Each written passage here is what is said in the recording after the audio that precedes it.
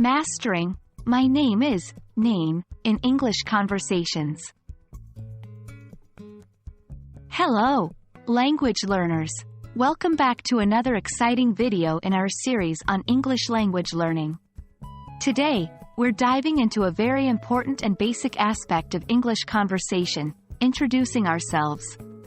One of the simplest ways to do this is by using the phrase, "My name is name."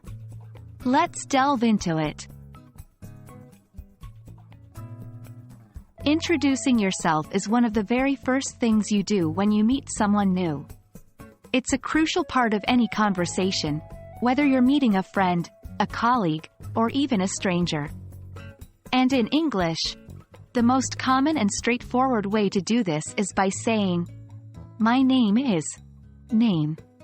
This is a statement that allows you to tell others who you are in a simple and clear manner. The phrase, "My name is name," consists of three parts. 1. My. This is a possessive adjective in English, used here to indicate that the name belongs to you. 2. Name is. This is a linking verb that connects the subject, in this case, my name, with additional information about the subject, in this case, your actual name. 3. Name.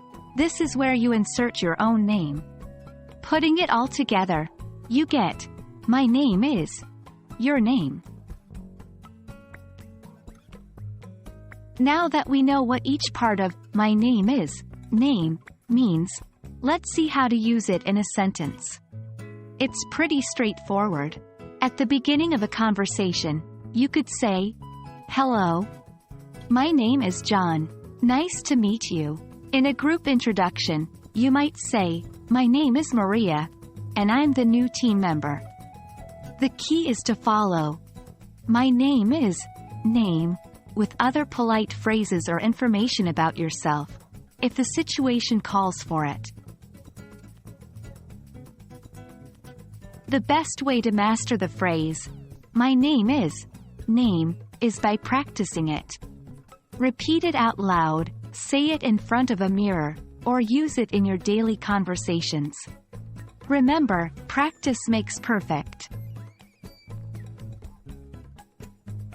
That wraps up our exploration of the phrase, "My name is name," in English conversations.